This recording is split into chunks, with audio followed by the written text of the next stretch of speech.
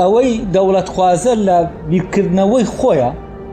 وا بیر دەکاتەوە کە ئەسڵەن ئەم ئەرزی ئێمە نییە، ئەرزیەکە بەکرێ ئێمەی تایە.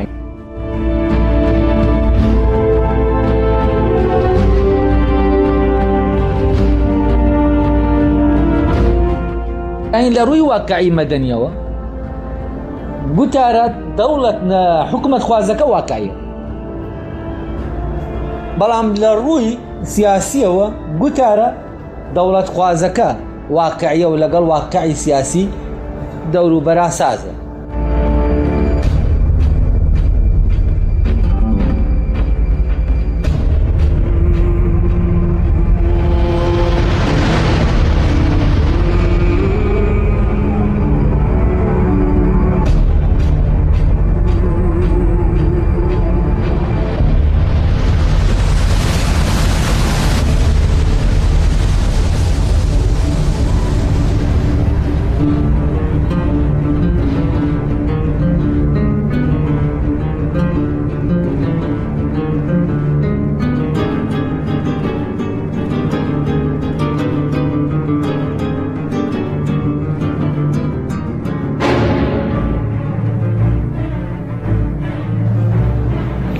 ئەو ئەساسە تیۆریەی کە لە دەرسەکانی پێشوو باسمان کردووە، ئەم وەزای ئێستای پێشی بکەینەوە.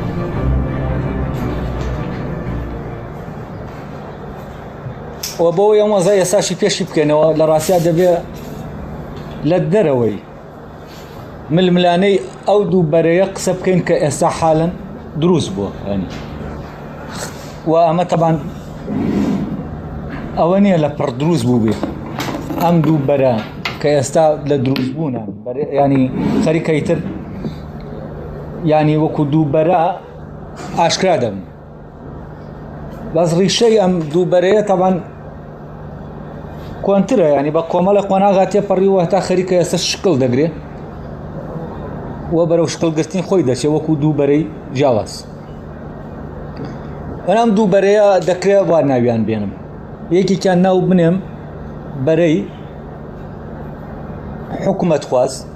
لەگەر بەرەی دەوڵەت خواز. بەرەی حکومەت خوازە و بەرەیە کە پێی وایە دەبێ حکومەت بە باشی دامەزێ و ئیشوکارەکانی خۆی بەڕێ بکات و پێداویستیانی هاوڵاتیەکان جێبەجێ بکات، ئەوەی کە پێویستیانە بۆیان دابین بکات و خۆشگوزەرانیەک دروست بکە، ئینجا بیل لەوە بکاتەوە ببێ بە دەوڵەت، یعنی بکرێت بە دەوڵەت، یعنی ئینجا بیل لەو چوارچەوە سیاسیە بکاتەوە کە لە دەرەوەی خۆی جیا دەکاتەوە، ینی بیل لەسەر بەخۆیی بکاتەوە وەکو یەکەیەکی سیاسی نێودەوڵەتی.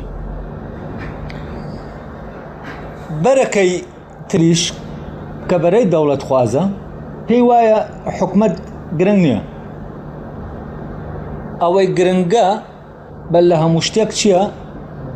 ئەوەیە کە ئێمە سنوورێکی سیاسی وە بە ناوی دەوڵەت دروست بکەین بۆ ئەوەی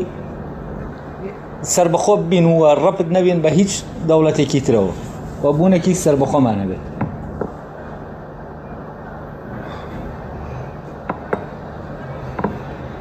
تاوان ئەم دوو بەرەی هەر یەکە هێنی خۆی هەیە، ینی بەڵگەی خۆی هەیە و ئارگۆمێنتی خۆی هەیە بۆ بەرگریکردن لە گوتارەکەی. ئەوەیە حکومەت خوازە گوتارەکە ئەوایە کە ئێتیمان بە ژیان و بژێوی خەڵک دەدا و خۆشگوزەرانی خەڵک دەدا، بەس ئەوەی کە دەوڵەت خوازە بیر لەوە دەکاتەوە چۆن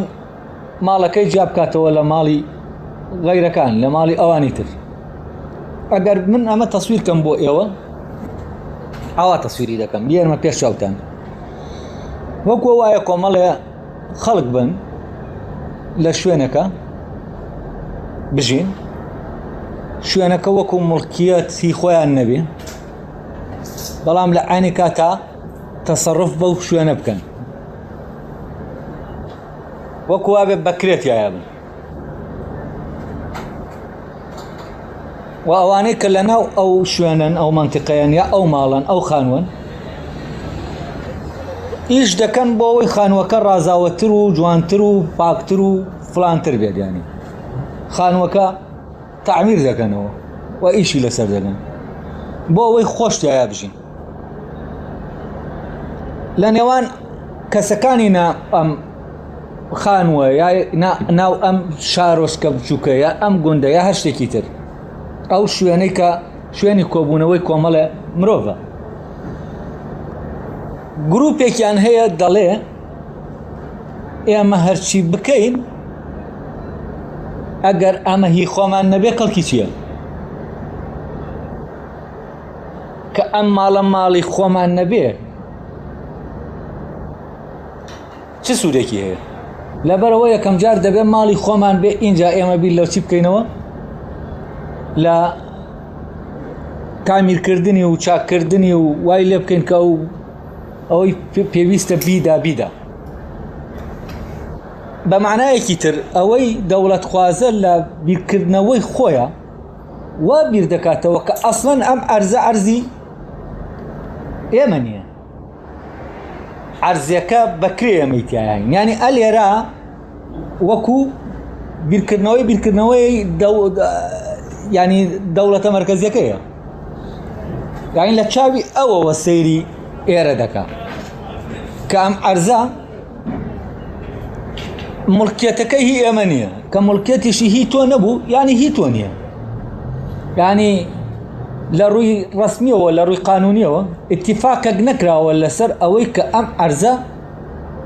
ئەم شوێنە مڵکی تۆیە. و لە واقعیشا وایە ئێستا ئێمە لە ڕووی سیاسیەوە سێریکەین شتێک نییە بە ناوی کوردستان، ئەوەی کە هەیە چییە؟ عێراقە. و کاتێک تۆ دەچیتە دەرەوە دەچیتە ناو ئەو وڵاتانە مستەمسەکێکی ڕسمیت نییە لەوەی کە تۆ خاوەنی کوردستانی و تۆ لە شوێنێکەوە هاتووی کە پێی دەڵێن کوردستان، تۆ لە شوێنێکەوە هاتووی پێی دەڵێن عێراق، کوردستانیش لە ناو عێراقایە، وەکو وابێ کوردستان شتێک بێ دانرابێ لەسەر خاکی عێراق. و عێراق ئەساسەکە بێ ئەمی تر دانراوە، وەکو پارچەیەک دانراوە لەسەری. ینی ئەوەی کە هەیە بە ناوی کوردستان وەکو ئەوە وایە شتێک بێ ئێمە دروستمان کردبێ لەسەر ڕووتەختێک ئەرزێک کە ئەرزەکە کوێ؟ عێراقە. لەبەرەوە ئەم بۆ چوونە دەوڵەت خوازت دەڵێ ئێمە هەرچی بکەین دواتر هەر لەسەر چین؟ لەسەر خاکێکین، لەسەر ڕووتەختێک ئەم شتانە دەکەین، لەسەر ئەرزێک ئەم شتانە دەکەین کە ئەرزانە ئەم شتانە هی خۆمان نین. بەڵام لە عینی کاتیشە ئەوە ساغ نەکراوەتەوە و هەرگیزی ساغ نابێتەوە کە ئەمە هی خۆمان نییە، هی یەکێکی ترە. بە معنایەکی تر ئێمە وەکو کورد ئێستا لە ناو خاکەکەی خۆمان دەژین و عێراق هیچ ناتوانێت هیچ شەرعیەتێکی نییە ئێمە لە ناو خاکەکەی خۆمان دەربکە. و ئەم تەسەورە پێی وایە دەوڵەت پێش حکومەت دەکەوێت. تەبان ئەمە لە ئەو لۆجیکەی کە دنیا پێی بەڕێوە دەچێت بەم لۆجیکە دەچێت بەڕێوە. ینی ئەم لۆجیکە لۆجیکێکی ناسیۆنالیستیە، بەڵام لەوانەیە لە پاڵنەرێکی ناسیۆنالیستیەوە نەبێ، ئەمەیان شتێکی ترە. بەڵام لۆجیکەکە خۆی لۆجیکێکی ناسیۆنالیستیە، چونکە بە پێی لۆجیکی ناسیۆنالیستی دەبێت دەوڵەت هەبێت جا حکومەت هەیە. یعنی دەوڵەت پێش دەکەوێت بەسەر حکومەتە. بە معنایەکی تر تۆ حکومەتێک لە ناو دنیا نادۆزیتەوە لە دەرەوەی دەوڵەت بێ. یعنی حکومەتێک نییە حکومەتێکی بێ دەوڵەت بێ، دەبێت دەوڵەت هەبێ، حکومەتەکان لە ناو دەوڵەتن. دەکرێت لە ناو دەوڵەتێکا کۆمەڵی حکومەت هەبێ، دەکرێت هەبێت، دەکرێت کۆمەڵی هەرێم هەبێ، بەڵام ناکرێت دەوڵەت لە ناو دەوڵەتە هەبێ. دایما وەی لە ناو دەوڵەتایە چییە؟ حکومەتە. لەبەر ئەوە بە لۆجیکی باو ئەو لۆجیکە باوەی کە دنیای پێ دەچێ بەڕێوە ئەم گوتارە دەوڵەت خوازە خۆی چی کردوێتەوە ساز کردوێتەوە لەگەڵیا و بە بۆنەی خۆسازکردنەوەشی لەگەڵ ئەو لۆجیکە باوەی کە هەیە پشگیریش لە دەرەوە پشگیریشی زیاتر لێ دەکرێت یعنی ئەم زیاتر لە دەرەوە دیارە و مامەڵەی لەگەڵ دەکرێت ئەم گوتارەیان لە عینی کاتیشە ئەم گوتارەیان لە دەرەوە مامەڵەی لەگەڵ دەکرێت ئەو سیستەمە لە عینی کاتا چییە؟ ئەو حەقەی پێڕەوا نابینێت کە ئەم بەرزی کردوێتەوە تەمان دواتریش کێشەکە دەخاتەوە سەرکێ سەر خۆی سەر ئەوەی کە تەرەفەکەی تر کە حکومەت خوازە و سیستەمە جیهانیەکە دەڵێت تۆ گوناحی خۆتە بەهۆی ئەو گوتارە حکومەت خوازەی کە دەیەوێ حکومەت بەر لە دەوڵەت بێت یعنی لۆجیکی دەوڵەت سازی تێک دەشکێنێت لەبەرەوە حکومەت پێش ناکەوێت بەسەر دەوڵەتە یعنی تۆ دەڵێ حکومەتم دەبێ حکومەتەکەم حکومەتێکی زۆر بەهێز بێت تا دەوڵەتم هەبێت دەبێت دەوڵەتت هەبێت جا حکومەت دەبێت دەوڵەتت دەبێت گەر حکومەت هەرچی بێ ئەوە تۆ ماڵەکە ماڵی خۆتە خوای دەکە کاولی دەکرد حەقی کاولکردنیشی دەیە حەقی ئەوە دەیە تۆ حەقی ئەوە دەیە ئەوانەی کە دەسەڵات دەگرنە دەست و دەوڵەتەکە دروست دەکەن حەقی ئەوەیانەیە خەڵکەکەی خۆشیان ئەگەر دژی ئەوە بوون کە ئەو دەوڵەتە بێ حەقی ئەوەیان پێدراوەکە سەرکوت بکرێن و هەر شتێکیان پێ بکرێکە بەبێ یعنی ئەو دەوڵەتە خۆی بە چاکی دەزانێت بەبێ ئەوەی لە دەرەوەیە ئەو سیستەمە نێودەوڵەتیە حەقی هەبێ بەسەر ئەمەوە بۆچی یەقینیە چونکە بە یاسایەکی نێودەوڵەتی ئەم حەقەی لێ سەنراوەتەوە کە ئەمە دەستخستنە ناو ئیشی ناوخۆی دەوڵەتەکەیە و هیچ دەوڵەتێ بۆی نییە ئیش دەست بخاتە ناو ئیشی ناوخۆی دەوڵەتێکی ترەوە ناوخۆیانە حکومەت یعنی بە معنایەکی تر دەوڵەت ڕەبتی بە دەوڵەتەوە هەیە دەوڵەتێکی دەرەکی ناتوانێت لە پەیوەندیان نیە لەگەڵ حکومەتێکی ناو دەوڵەتەکە و حکومەتی ناو دەوڵەتەکەش لە پەیوەندی نییە لەگەڵ دەوڵەتەکانی دەرەوە ئەوەی لە پەیوەندیە لەگەڵ دەوڵەتەکانی دەرەوە دەوڵەتە بە معنایەکی تر وەزیری خارجیە لە ناو وەزیری دەرەوە وەزیری دەرەوە لە ڕاستیە کارکتەرێکی دەوڵەتیە نەک حکومی یعنی بە ناوی دەوڵەتەکەوە دەچێتە دەرەوە بۆ دەچێتە ناو دەوڵەتەکانی تر لەبەرەوە لێرە دەوڵەت و حکومەت دەبێت ئەوەمان لە پێشاو بێت کە دووشتی جیاوازن حکومەت ڕەبتی بە ئیدارەکردنی ناوەوە هەیە و دەوڵەت ڕەبتی بە ئیدارەکردنی دەرەوە هەیە حکومەت پەیوەندی نێوان گروپەکانی ناوەوە ڕێک دەخا کە لە ناو یەک دەوڵەتان هی ناو ماڵەکە دەوڵەت پەیوەندیەکانی ئەم خێزانە لەگەڵ خێزانەکانی ترا ڕێک دەخا خێزانە ئەگەر بگونجێ بڵین خێزانە سیاسیە دەوڵەتیەکانی تر ئەوانەیە کە ماڵیان هەیە ئەمە تایەرە شتانەکەی ڕۆشن بوونەوە ئێستا دەمەوە شتێکی تر باسکەم بەل لەوەی ئەو شتە باسکەم حەز دەکەم ئەو باسێک کە بەل لەوەی کە وانەکە دەست پێ بکە هەندێک لەبارەی جوگرافیای گوتارەوە قسەمان کرد حەز دەکەم ئەوە ڕۆشن کەمەوە بۆەوەی شتەکان و ئاوا تەفسیر نەکرێن کە یعنی گوتارەکە گوتارێک من باسی گوتاری حیزبی دەکەم من باسی گوتاری حیزبی ناکەم باسی حیزبەکان ناکەم و وەکێشەی نێوان حیزبەکان ناکەم باسی دوو گوتار دەکەم ئێستا کە بە شکڵێکی واقعی لە ناو ساحەکە لە ئاران گوتارێکیان وەکو ناومنا گوتاری دەوڵەت خواز گوتارێکیشان گوتاری حکومەت خوازە گوتاری دەوڵەت خواز گوتارێکە ئەگەر جوگرافیاکەی دیاریکەین ناکرێ بە پێی جوگرافیای ئەو دوو دەسەڵاتە سیاسیە کە بە ناوی زۆنی زەرد و زۆنی سەوز یا پارتی وێکێتی یا هەر شتێکی تر لەمانە کە ئێمە ناویان دەبین ناکرێ بە پێ و جوگرافیا سیاسیەی حیزبەکان ئەم جوگرافیای گوتارەکەش دیاریکرێن. بۆچی؟ چونکە دەکرێت ئەم گوتاری دەوڵەت خوازیە لە ناو حیزبەکانی تریشا کە گوتارەکەیان گوتاری حکومەت خوازە لە ئاستی مەسئول لە باڵاکانیشیانە خەڵکێک بێکە لەگەڵ ئەوە بێکە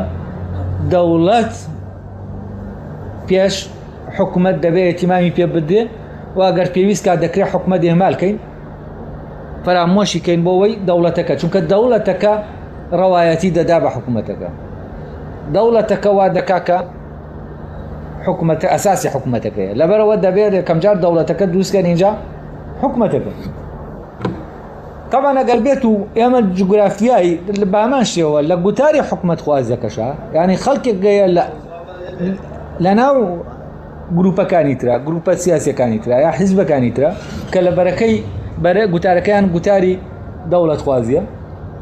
دەکرێت ئەمە ئەو بیرکردنەوەیان هەبێت کە دەکرێت ئێمە ناوماڵی خۆمان چاکەین. یانی چی ناوماڵی خۆمان چاکەین؟ یان گرنگی بە حکومەت بدەین، یعنی پێداویستی ئەو خەڵکەی کە حکومەت دەبێن بۆی دابین بکات جێبەجێ بکەین، خەڵک تعینکەین، خەڵک ئیش بۆ خەڵک بدۆزینەوە، وەزع و گوزەرانی ناوە چاکەین، کامان هەموو ئیشی حکومەتە. و دەکرێت لە ناو گوتارەیە یا لە ناو گروپەکانە کە گوتارێکی دەوڵەت خوازانیان هەیە خەڵکانێک گەبن لە ئاستێکی سیاسی بەرزیە و گروپانەشا بڕوایان وابێکە دەبێت فعلەن جارێ ئێمە ئێتیمان بەچی بدەین بە ئاوەدانکردنەوەی ناوەوە و بە ئەوەی کە ماڵەکە لە ناوەوە ئێمە ئیشی لەسەر بکەین، ئەگەر دەوڵەتیش نەبێ ئێمە ژیانی خەڵکی چاکەین. یعنی وەکو وتم ئەگەر خانووەکەش عەرزەکەشەوەی کە ئەمانە بە موڵکیەتی ئێمە نەبێ ئێمە ئیشی تیا دەکەین و خۆمانی تیا دەژێنین. تەمانە ئەم بیرکردنەوەیان بیرکردنەوەیەکە کە لە ئێستای خۆیان دەژی لە ڕووی ژیانی واقعی خەڵکەوە واقعیترە لە چی؟ لە گوتاری دەوڵەت خوازیەکە. بەڵام لە ڕووی واقعی سیاسیەوە ئەوی تریان لاین لە ڕووی واقعی مەدەنیەوە گوتارە دەوڵەت حکومەت خوازەکە واقعیە،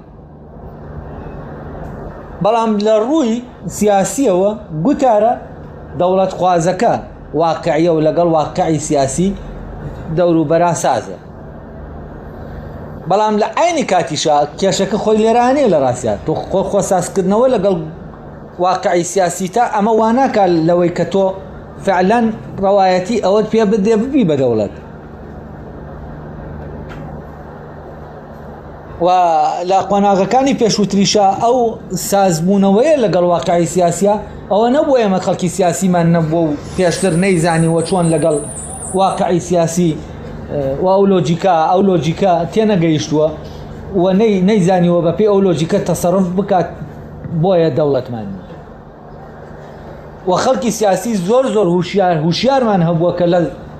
سەردەمی خۆیان زۆر بە وردی مامەڵەی لەگەڵ هاوکێشە سیاسیەکان ناکردووە، بەڵام نەتیجەکەی چی بووە؟ نەتیجەکەی لەگەڵ ئەوەشا خۆی ساز کردوێتەوە کە چی نەگەیشتەوە بۆ ئامانجەی کە هەیەی، لەبەرەوە کێشەکە لە ئەسڵا لە شوێنێکی ترایە لەوانەیە کە ئێمە ساز نین لەگەڵ واقعی سیاسی واقع نێودەوڵەتێکە، واقع سیاسیە نێودەوڵەتێکە. گروپی دەوڵەت خوازەکان پێیان وایە کێشەی ئێمە ئەوەیە کە ئێمە نەمانتوانیوە لە هیچ قۆناغێکی مێژوویە لەگەڵ ئەو هاوکێشانەی کە لەو سەردەما ئەو لۆجیکە دروستی کردووە کە واقع سیاسیە نێودەوڵەتیەکە هەیەی تەبا ببینەوە.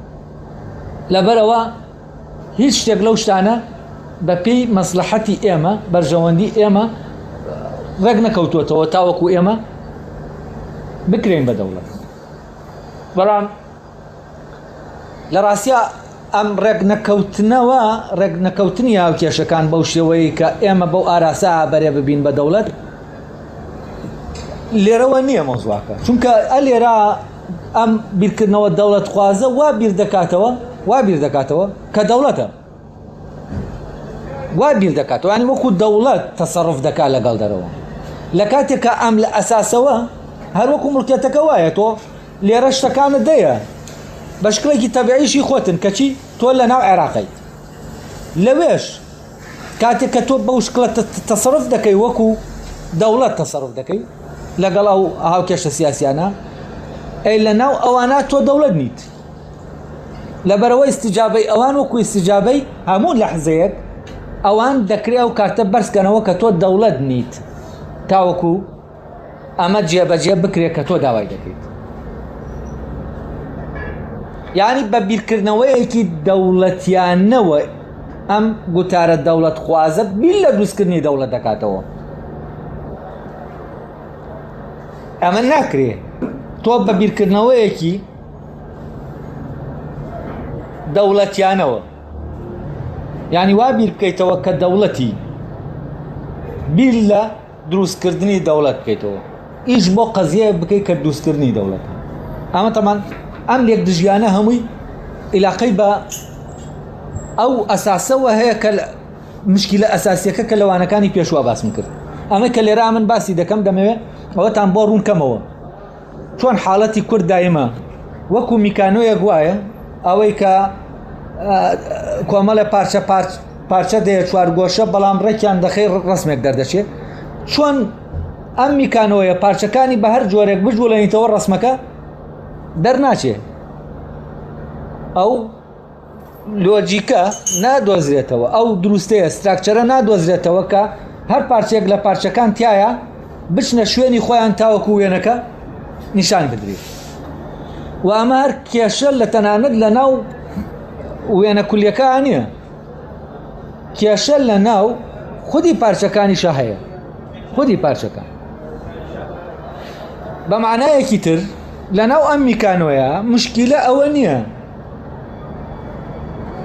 یعنی وەکو وابێت ئەم میکانۆیە پارچەکانی بە شکلێک دانرابن کە هەرگیز نەکرێ وێنەکەی پێدروستکەی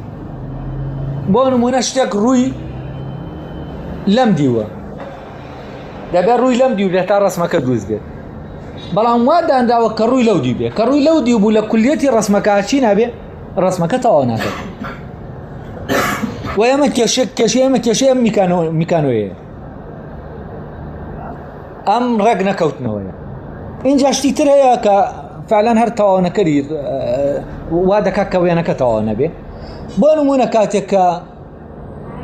بیل لە دەوڵەت دەکرێتەوە گروپێک لە ناو دەوڵەت هەیە بیل لە دەوڵەت دەکاتەوە لە ڕاستیا بە جەنگێکا دەبێت تێپەڕێ لەگەڵ چیا لەگەڵ دەوڵەتە لەگەڵ حکومەتی مەرکەزیە دەبێت لە ئەسنای جەنگ لەگەڵ ئەوە جیا ببێتەوە ینی ئەو ڕەوایەتی کە دەدرێ بە جیابوونەوەکەی لە جەنگایە لەگەڵ ئەوی ترە بە تایبەتی لە دەوڵەتە ڕۆژهەڵاتیەکانە بە جەنگێکی گەرمی شاتێ دەپەڕێ نەک جەنگێکی سارد بۆکەوەی کە لە ئەوروپا بە جەنگێکی ساردا کە ناویان ناوە دیموکراسیە دەمە تێ دەپەڕێت و جیابوونەوەکە ڕوودەدا ئەگەر ئێمە سەری ئەوانە بکەین کە جیابوونەتەوە لەم دوایاوەکو دەوڵەت هەمووی بە جەنگێکی خوێناویە تێپەڕیون جیابوونەتەوە و جەنگەکە نەمانی جەنگەکە وای کردووە کە جیابوونەوەکە ڕووبدا یعنی بۆ ئەوەی جەنگەکە نەمێنێ دەبێ جیابوونەوە ڕووبدا بەڵام ئێستا ئێمە لەم حاڵەتە لە جەنگانین لە ڕاستیا لەگەڵ حکومەتە و جەنگەکە لە جیاتی ئەوەی جەنگەکە لە نێوان ئێمە و حکومەتی مەرکەزیا بێ جەنگەکە لە نێوان بەرەیەکی ئێمە و بەرەیەکی تری ئێمایە کام جەنگە لە بینی بەرەیەکی ئێمە و بەرەیەکی تری ئێمە بێ ئەو کاتە جیابوونەوەکە لە جیاتی ئەوەی لەگەڵ حکومەتا ڕووبدا جیابوونەوەکە لە بینی ئەم دووبەرە دەبێ ڕووبدا بەوەی جەنگەکە نەمێنی ئەمەش لە گژەیەکی ترە و ئەمەش حاڵەتێکی ترە کە وا دەکا فعلەن ئەم دوو گوتارە هەردووکیان کێشەیان تیاابێ گوتاری حکومەتخوازیەکە کێشەکەی چییە؟ تاوان گوتاری حکومەتخواز کێشەکەی لەویایە کە فعلەن لە ڕووی لۆجیکیەوە لۆجیکی سیاسی دەوڵەتی مۆدێرنەوە دەبێت دەوڵەت دەبێت جا حکومەت دەبێت بەو گەشەکردنا بڕواکە هەیە حکومت دەوڵەت دروست ناکات، دەوڵەت حکومەت دروست دەکات. و ئەمە گەلنەر و ئەمە بنەمایەکی سۆسیۆپۆلۆتیکیە لە بواری ناسیۆنالیزمە بنەمایە و منەزێرەکانی ئەم بوارەت جەختی لەسەر دەکەنەوە وەکو گێلنەر. ئانەس گێلنەر پێ وایە دەبێت دەوڵەت دەبێ جا ناسیۆنالیزم دەتوانێت چی بکە؟ نەتەوە دروستکە. تاوان کە حکومەتیش دروست دەبێ حکومەت بۆ خۆشگوزەرانی و بۆ ئەمانە ئەمە ئەسڵی مەوزوع نییە جارێ. یەکەم جار بۆ ئەوەی لە پرۆسەی دەوڵەتسازیە لۆژیکی دەوڵەتسازیە حکومەت دروست دەبێ بۆ ئەوەی پەروەردەیەکی چوون یەک دروستکە، بۆ ئەوەی ئەو گروپانەی کە هەیە ئەو دەسەڵاتانیان لێ وەرگرێتەوە کە هەیەانە هەمویان بداتەوە بە حکومەت. و ئەمەش لە ڕێگەی چیەوە دەکرێت؟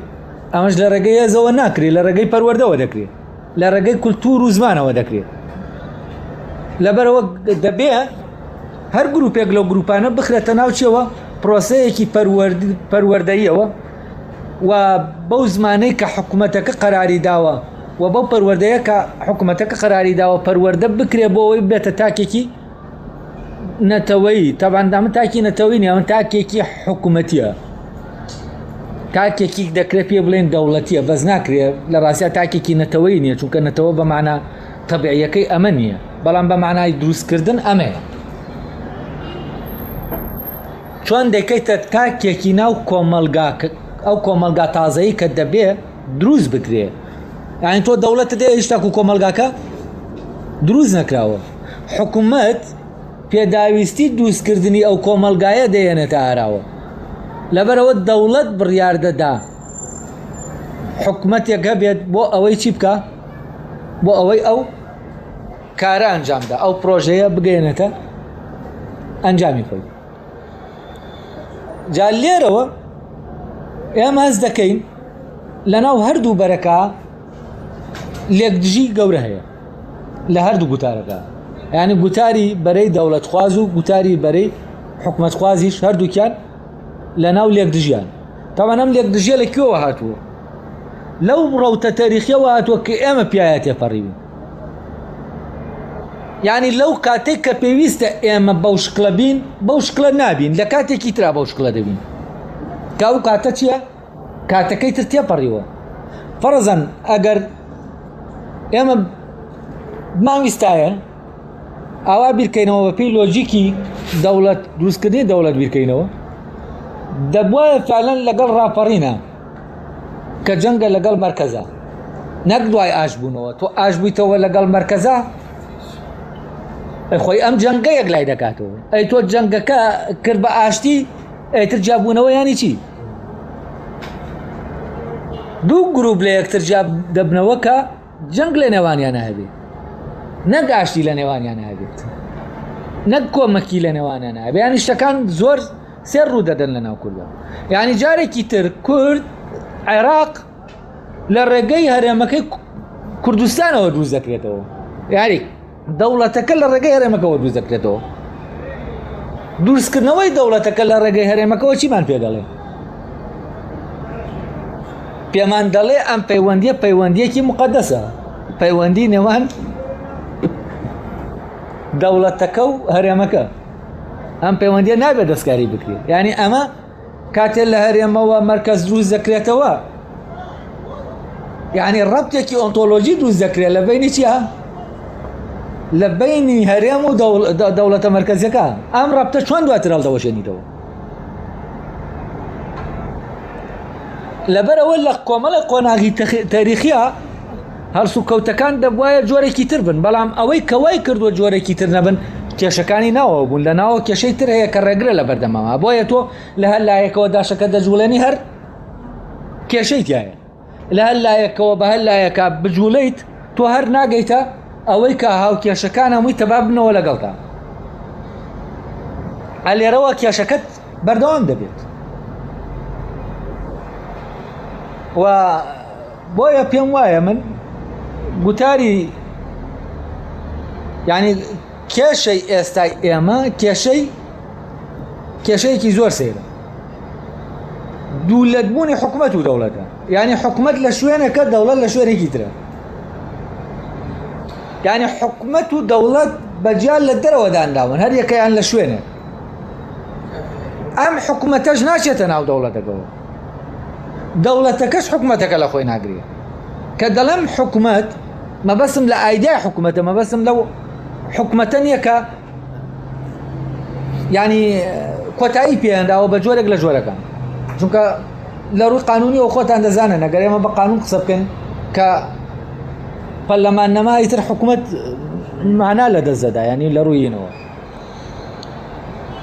و دەست لێدان لە حکومەت لە ڕاستیە لە لایەن گوتارە نەتەوە دەوڵەت خوازەکەەوە لەوەیە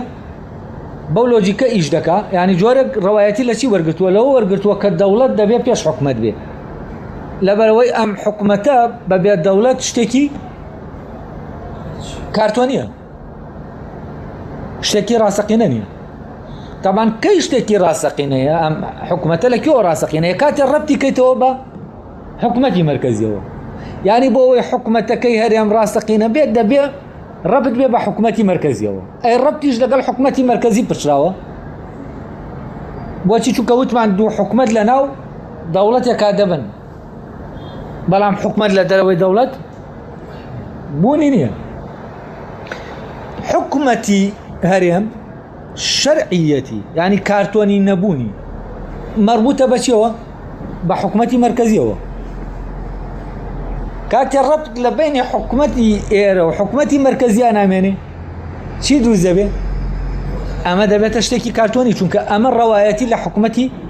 مەرکەزیەوە وەرگرتووە و لێرەشەوە کە دەبێتە شتێکی کارتۆنی ئەو کاتە ئیتر دەبێت دەوڵەتە بێتاوەکو ئەم حکومەتە بێتەوە حکومەتێکی ڕاستەقینە لەبەرەوە ئیتر بۆ ئەوەی ئەم حکومەتە کارتۆنیە ببێتە حکومەتێکی ڕاستەقینە دەبێت چی بکەیت دەبێت دەوڵەتێکی بۆ دروستکەین دەبێت سەر لە نوێ حکومەتەکە دەوڵەتەکە دروستکەین اینجا حکومەتەکە دروستکەین دەبین کێشەکان چەند ئاڵۆزن ینی کێشەکان هەر ئاوا ئاسان نی و لەگەڵ بڕینی بوجە لەلایەن بەغداوە لە ڕاستیە ئەم حکومەتە شەرعیەتی نەماوە لەوێوە نییە کە لەوێوە نەماوە کە سەرۆکی پەرلەمان دەرکراوە نا هەر لە ئەسڵا ئەمە کراوە ئەگەر ئەمە نەکرایە حکومەتی بڵێن ئەو بەرەی دەوڵەت خوازەکان نیان دەتوانی ئینکەن ینی ئەم کارە بکەن ئەگەر باتایە و ڕەبتی بینی حکومەتی هەرێم و حکومەتی مەرکەزی ئەو ڕەبتە واقعیە سیاسیە وایەکە هەیە ئەوە کاتە کەس نەیدەتوانی دەست لەو حکومەتە بداوە بەتاڵی کاتەوە لە ئین لە پەرلەمان لەبەر ئەوەی شەرعیەت دەدا بەوەی ینی بەمانایەکی تر بەل لەوەی بەرەی دەوڵەت خوازەکان حکومەت کارتۆنی بکەنەوە حکومەت خۆی کارتۆنی بووبوویەوە بۆی چیەوە بۆ هۆی پەیوەندینەمانی بە حکومەتی مەرکەزیەوە بۆچی بۆ ئەوەی ئەم حکومەتە هەبێ دەبێت سەر بەو حکومەتە بێ کە دەوڵەتی هەیە لە ناو دەوڵەتایە کاتی ئەم حکومەتە پچرا ئەو کاتە ئەم حکومەتە بە حەواوەیە ینی لە ناو دەوڵەتانیە ئەی بەپێ ئەو لۆجیکەش کە لۆجیکی دەوڵەتە حکومەت لە دەرەوەی دەوڵەت بوونی نییە بۆیە ئەوەی کەوا دەکات ئەم حکومەتە وەک حکومەت نەمێنێ لە ڕاستیە لە بردننی سەرۆکی پەرلەمان نییە یا هیچ شتێکی تری لەم بابەتانە نییە یەکەم جار ئەم حکومەتە کە نەما لێەوە نەماکە مالیکی ئەو ڕەبتەی پچران مۆزوعەکە خۆپارە نییە ئێمە خەڵک لەوێەوە سێر دەکا کە معاشی پێ نادێ لەوێ سێر ناکا کە ئەم معاش دەدا ئەمە ڕەبتێکی سیاسیە ئەمە کاتێ نایدا ئەو پەیوەندیە دەپچرێ ئەمە ڕەبتێکی دەوڵەتیە ڕەبتێکە ئەم حکومەتە شەرعیەتی لە حکومەتی مەرکەزیەوە هەیە چونکە حکومەتی مەرکەزی لە ڕاستیە حکومەتە ڕاستەقینەکەی دەوڵەتەکەیە حەسەبە دەوڵەتی عێراقی کاتی ئەم حکومەتە هەرێمیە دروست بووە ئەم حکومەتە هەرێمیە شەرعیەت لەو لایەنە مەرکەزیەکەوە وەردەگرێت کاتی ئەوەی مەرکەز حەقی نییە بەسەریەوە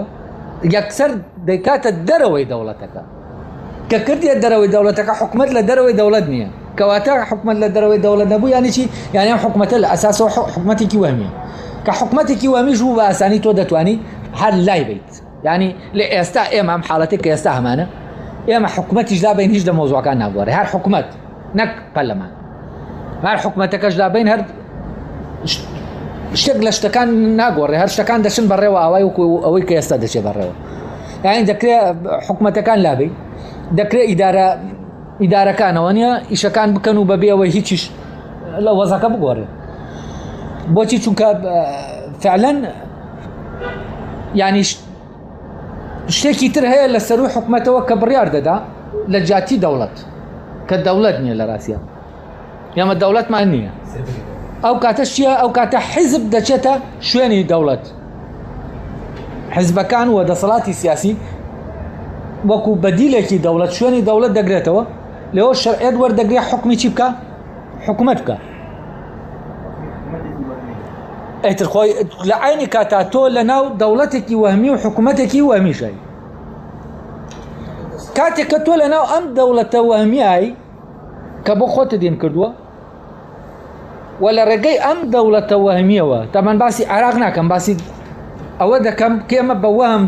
ئێمە بەوەم حکوومەتێکمان هەیە لە ناو دەوڵەتێکایە نە حکوومەتەکەمان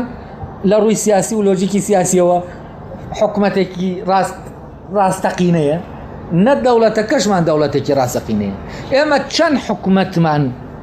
هەیە ئەوەندەش دەوڵەتمان هەیە دەوڵەتی کوردیمان هەیە بەس دەوڵەتێکی کوردی سایکۆلۆجی وەهمی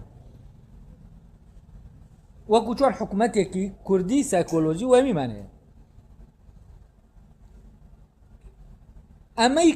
ئەوەی کە ئێستا هەوڵی بۆ دەدرێ ئەوەیە چۆن ئەم وەهمانە بکرێن بەواتە گوتاری حکوومەت خوازی دەیەوێت چی بکە دەیەوێت حکوومەتەکەی بکاتە لە حکوومەتێکی وەهمیەوە بیکاتە حکوومەتێکی ڕاستەقینە گوتاری دەوڵەت خوازی دەیەوێت دەوڵەتە سایکۆلۆژیەکەی بکاتە دەوڵەتێکی ڕاستەقینە وە کاتێک کە تۆ دەچیتە ناو ئەم وەزعانەوە تێدەگەی هیچ شتێکت ئەساسی نییە لەگەڵ عینی کاتیشە ئەساسی نییە مامەڵەیەکی لۆجیکی لە دەرەوە لەگەڵ دەکرێت ئەمە یانی ئیتر وەکو بڵێ مێشکت ڕادەگرێت یعنی وەکو تۆ شتێکی وەهمی دەیە بەڵام لە دەرەوە مامەڵەیەکی واقعی لەگەڵ دەکرێت تەبەن لە دەرەوە مامەڵەیەکی واقعی لەگەڵ دەکرێت لە هەر کاتێک ئەو سیستەمە نێودەوڵەتیە یعنی لە هەر کاتێک کاو دەتوانێت کژمەلیک لە کورد بکە کش دەوڵەت لە کورد بکە کش حکوومەت لە کورد بۆچی چونکە وەهمیە ئەو هەموو کاتێک دەتوانێت بڵێت تۆ ڕسمەتت نییە هەموو کاتێک بۆی لەبەر ئەوە ئێمە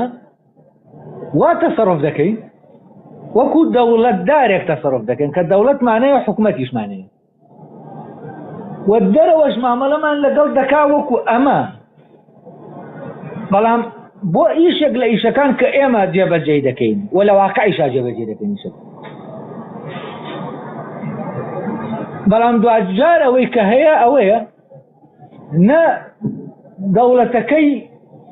بەرەی دەوڵەت خواست دەوڵەتێکی ڕاستەقینەیە نە حکوومەتەکەی بەرەی حکوومەت خواست حکوومەتێکی ڕاستەقینەیە یعنی تۆ دەبێت بی لەوە بکەیتەوە ئەمانە کە وەهمین چۆن بیانکەی بە ڕاستەقینە نەک چۆن دەوڵەت دروستکەی ئایا ئەمانەی وەهمین دەبن بە ڕاستەقینە کێ دەیانکا بە ڕاستەقینە و چۆن دەبن بە ڕاستەقینە چۆن لەم حالەتە وەهمیە دەردەچن یعنی زۆر شتی تر هەیە ئەگەر قوڵ ببیتەوە لێک دژیەکان زۆر زۆر بە قوڵی دەبینی کە کوتلەیەک لە پارادۆ کەسەیە لە ناو ئەم وەزای کە هەیە لەگەڵەوەش ئەم پارادۆکسە هەیە کەچی مامەڵەشی لەگەڵ دەکرێت ینی شتەکان دەڕۆن بەڕێوە بەڵام مشکلەکە ئەوەیە کەس نازانێ بەرەو پێ دەچن کەس نازانێت نەکرد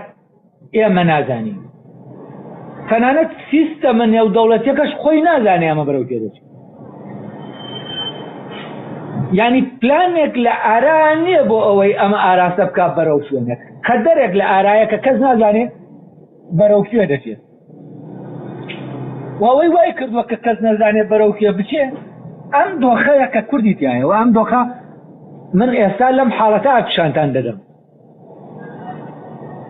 ئێمە لە ناو هەموو شتەکانی ترمانە و پێشووتریش ئێمە هەر لە ناوەم دۆخا بووین یعنی کێشەی ئەساسیەکە کێشەی ئەو کێشەیە نییە کە حکوومەت خوازەکان و گوتاری حکومەتخوازی و گوتاری دەوڵەتخوازی بەرزان کردوێتەوە کێشەکە زۆر ڕیشەی درێلەوە بەعەکسەوە ئەم گوتارە بەرهەمی کێشەکە ئەمە خودی کێشەکە نییە هەر گوتارەکە گوتارەکان خۆیان هەریەکە کێشەیەکی بەرز کردوێتەوە یەکیان کێشەی حکومەتێکیان کێشەی دەوڵەت ئەمە خۆی هەردوو گوتارەکە بەرهەمی ئەو کێشە وجودیەکە لەناو وجودی کووردا هەیە لەبەر ئەوە ئەگەر ئێمە دەرک بەو کێشە وجودیە نەکەی کێشە ئەسڵیکە لە ناومانە هەیە فعلا ناتوانین لە کائینێکی وەهمیەوە نیو ئەو بەشەمان ڕاستەقینەیە مامەڵەی لەگەڵ ناکرێت شەرعەتی نییە ئەو بەشەمان وەهمیە شەرعیەت مامەڵەی لەگەڵ دەکرێت بەڵام لەبەر ئەوەی وەهمیە هیچ نەتیجەیەکی نییە لەبەرەوە بەرکەوتنەکان بەرکەوتی ڕاستەقینە نییە یعنی ئێمە سیستەمە نێودەوڵەتیەکە لەگەڵ بەشە وەهمیەکەمانە مامەڵە دەکات لەگەڵ بەشە ڕاستەقینەکەمانە مامەڵە ناکەن کە لەگەڵ بەشە وەهمیەکەشە مامەڵەی کرد یعنی مامەڵەی لەگەڵ چی کردووە لەگەڵ خۆیان کردووە لە ڕاستیان نەک لەگەڵ ئێمە وە بەشە ڕاستەقینەکەش ئەوەی کە ڕاستەقینەیە لەناو ئێمە ئەوە نایەتە ناو پەیوەندیەکان هەر لەبەرەوە ئێمە لە کائینێک دەچین هەم وەهمیە و هەم واقعیە حکومەتێکمانەیە لە دەرەوەی دەوڵەت حکومەت لە دەرەوەی دەوڵەت نییە یعنی ئێمە شتێکمان کردووە لە شتێکی تر شتێکمان کردووە کە ئیمکانی نییە ئەو سیستەمە ناتوێنێتەوە وەلعانی کاتیشا ئێمە